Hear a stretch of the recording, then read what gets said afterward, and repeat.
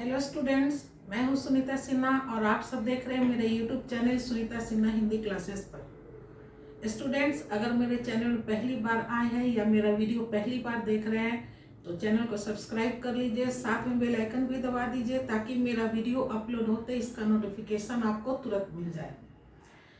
Students, इन दिनों हम सवाल आपके जवाब हमारे वीडियो बना रहे हैं जिसमें कि चंद्र जी का ये रिक्वेस्ट है कि क्वेश्चन है कि मैम एक सवाल था, मैम अगर शब्द के सिरोरेखा के ऊपर कोई मात्रा न हो तो क्या हमेशा ही चंद्र बिंदु का प्रयोग होगा?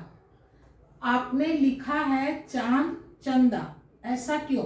अब सिरोरेखा है, ये सिरोरेखा के ऊपर में चंद्र बिंदु लगा हुआ है, जबकि यहाँ सिरोरेखा के ऊपर में सिर्फ बिंदु लगा है।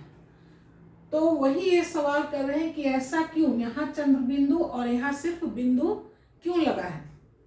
तो इनके कंफ्यूजन को दूर कर दे। ऐसे 2-3 वीडियो के पहले भी राजेश जी का यही सवाल था कि आपने ये नहीं क्लियर किया कि यहाँ चंद्र बिंदु, ये सिरोरेखा के ऊपर में चंद्र बिंदु और यहाँ सिरोरेखा के ऊपर बिंदु क्यों लगा है। तो उसमें फुल डिटेल में बता दिए, वैसे इसमें भी बता देते हैं कि सिरोरेखा के ऊपर में हमेशा चंद्र बिंदु ही लगता है। कब? जब सिरोरेखा के ऊपर में कोई मात्रा न हो। सबसे पहले तो ये जान ले कि हम लोग किसी भी शब्द का उच्चारण 3 प्रकार से करते हैं। पहला है निर्नुनासिक, दूसरा है अनुस्वार और तीसरा है अनुनासिक। निर्नुनासिक शब्द वैसे शब्द हैं जिसके उच्चारण में जिसका उच्चारण हम लोग सिर्फ मुंह से करते हैं, उसमें नाक का प्रयोग नहीं करते, बिना नाक की सहायता से ही हम लोग उसका उच्चारण कर लेते हैं। वैसे शब्द को कहते हैं निर्नुनासिक शब्द। इसके पहले वाले वीडियो में लिखा हुआ है, पूरा हम ऐसे सिर्फ बोलकर बता दे रहे हैं। दूसरा है अनुस्वार। अनु का अनु यानी पीछे, तो स्वर के बाद लगने वाले जो हैं वर्ण वो कहलाता है अनुस्वार।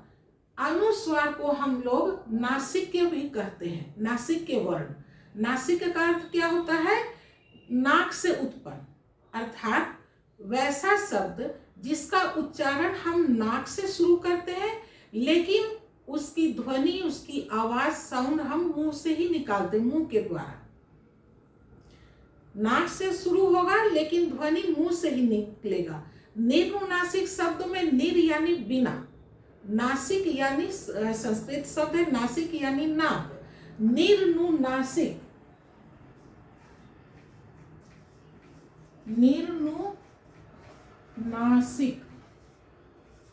निर यानी बिना, नासिक यानी नाक, यानी बिना नाक के सहायता से ही जिस शब्द का उच्चारण हो जाए, यानी सिर्फ ध्वनि मुंह से ही निकले, वैसे शब्द को कहते हैं निर्नुनासिक। जैसे आओ, बैठो, ये सब में सिर्फ मुंह से ध्वनि निकल रहा है। अनुस्वार में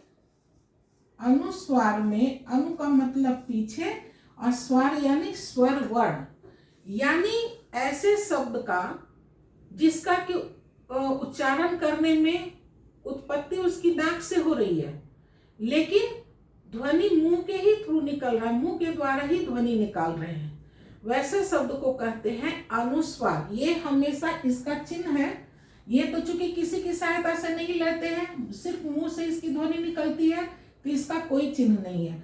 अनुस्वार में हम नाक से सहायता ले रहे हैं, बोल रहे हैं नाक से, लेकिन ध्वनि कहाँ से निकल रही है? मुंह से ही निकल रही है। तो वैसे शब्द को कहेंगे अनुस्वार। इसका चिन्ह है सिर्फ बिंदु और ये सिरोरेखा के ऊपर में लगता है, यानी अनुस्वार का उच्चारण हम नाक से करते हैं लेकिन ध्वनि मुंह से ही निकालते हैं। तीसरा है अनुनासिक।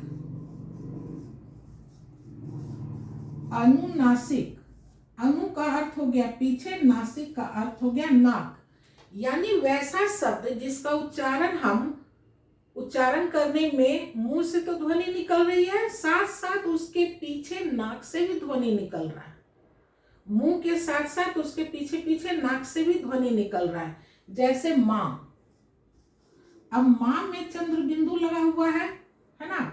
अगर इस शब्द का उच्चारण कर कर आप देखिए तो माँ फिर आ जो है वो नाक से ध्वनि निकल रहा है, मुंह से निकल रहा है, साथ साथ नाक से भी ध्वनि निकल रहा है। अनुस्वार में नाक से शुरू हुआ लेकिन ध्वनि मुंह से निकला। अनुनासिक में मुंह से और फिर नाक से साथ साथ ध्वनि निकला। उसके पीछे पीछे मुंह के साथ साथ उसके पीछे पीछे नाक से भी ध्वनि आ रहा है। माँ, गांव, ग में आ, गांव, व, गांव। तो ये 3 प्रकार के शब्द हैं। अब है इसका तो कोई मात्रा है नहीं, इसका जो मात्रा है या चिन्ह है वो है अनुस्वार और अनुनासिक। तो पहले अनुनासिक जान ले। अनुनासिक का ध्वनि उच्चारण तो समझ गए कि कहाँ से होता है। अब ये जो अनुनासिक है ये हमेशा शिरोरेखा के ऊपर में लगता है। कब? जब कोई भी मात्रा न हो। जैसे माँ, शिरोरेखा के ऊपर कोई मात्रा नहीं है। गांव, कोई मात्रा नहीं है। दांत, कोई मात्रा नहीं है।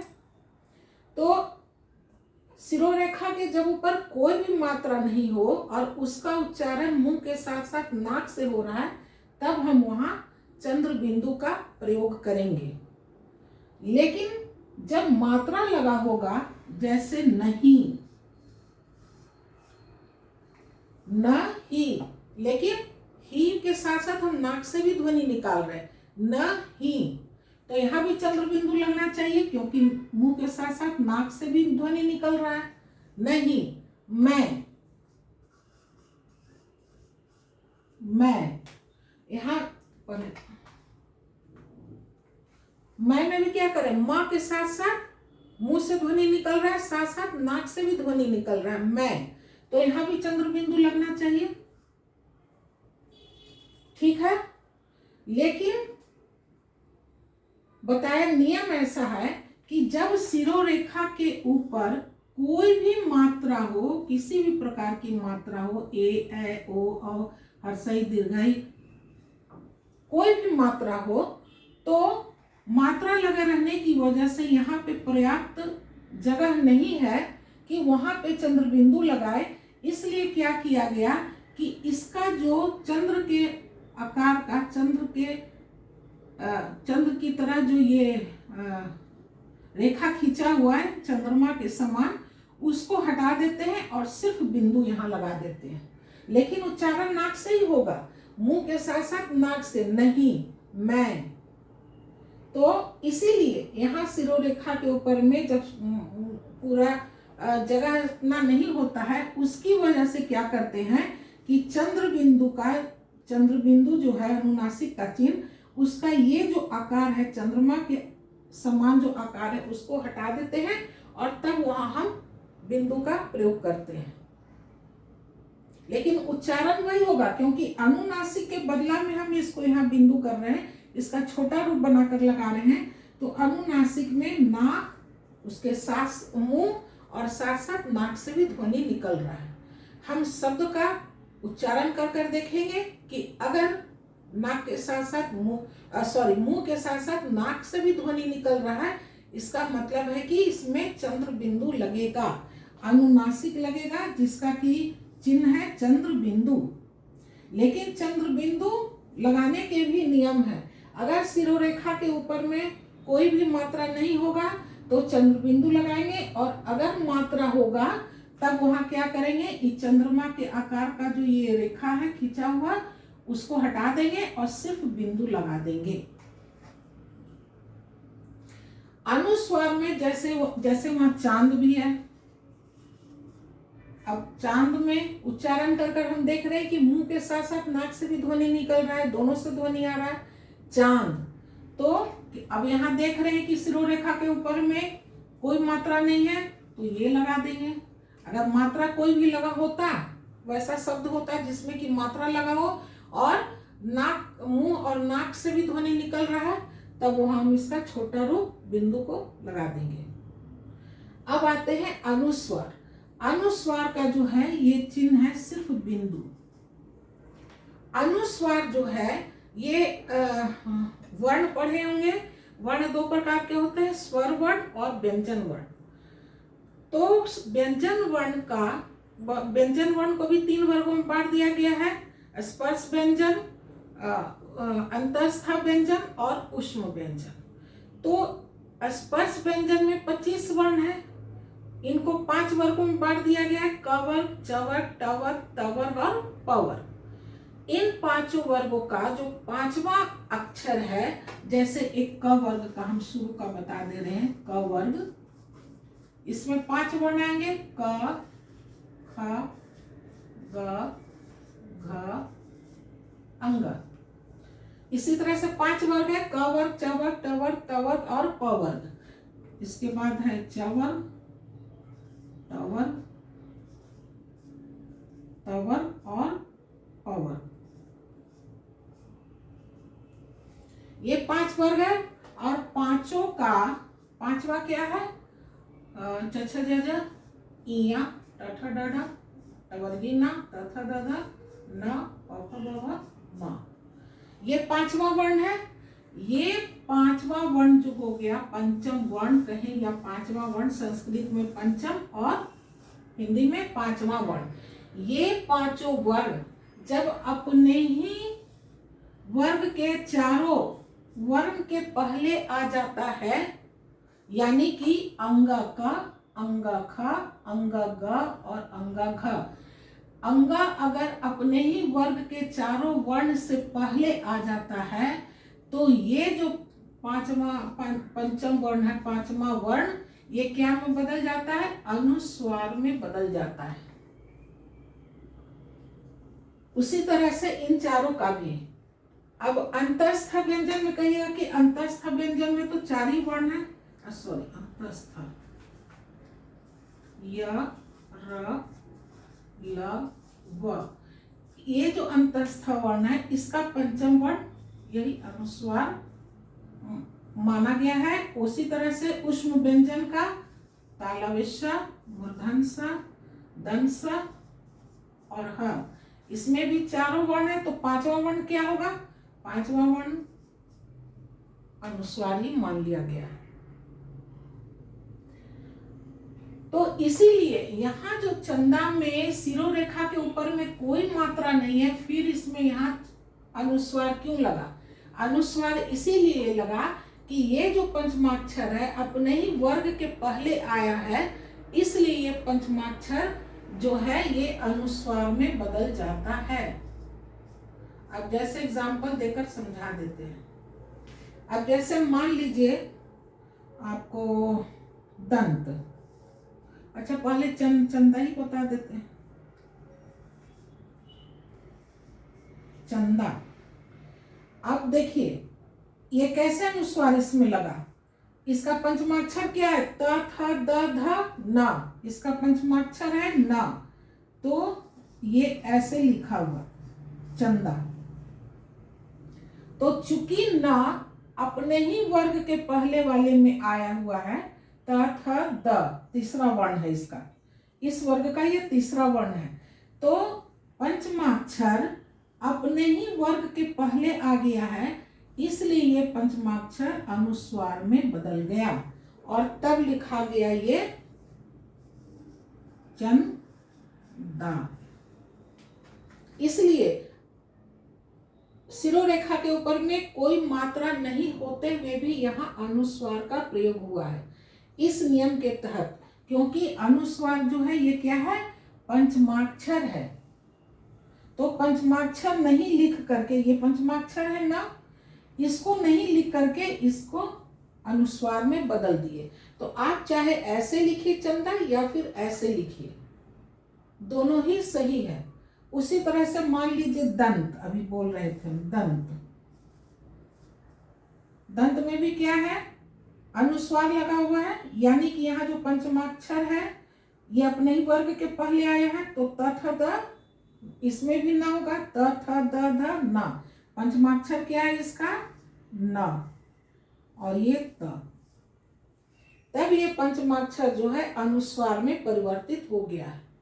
क्योंकि ये व्याकरण में ये नियम है कि पंचमाक्षर अगर अपने ही वर्ग के पहले आ जाता है तो ये पंचमाक्षर अनुस्वार में परिवर्तित हो जाता है। अब इसके लिए ये नियम नहीं है कि शिरोरेखा के ऊपर में मात्रा हो या ना हो, ये पंचमाक्षर अनुस्वार में बदल ही जाएगा, लेकिन दो स्थिति में नहीं बदलता है। जब पंचमाक्षर दूसरे वर्ग के वर्ण के साथ आता है तब वैसी स्थिति में नहीं बदलेगा, जैसे अन्य। अब देखिए यहाँ जो है पंचमाक्षर अपने ही वर्ग के पहले आया है, इसलिए ये अनुस्वार में बदल गया। यहाँ जो पंचमाक्षर है ये दूसरे वर्ग के वर्ण के साथ आया है, तो यहाँ ये अनुस्वार में नहीं बदलेगा। इसको हम लोग को इसी तरह से लिखना पड़ेगा, अन्य। ध्यान देना पड़ेगा कि जो पंचमाक्षर है ये अपने ही वर्ग के पहले आ रहा है या नहीं आ रहा है। अगर अपने ही वर्ग के पहले आ रहा है तब अनुस्वार में बदलेगा, नहीं तो नहीं बदलेगा। या फिर पंचमाक्षर सॉरी, ये तो फिर वही हो गया।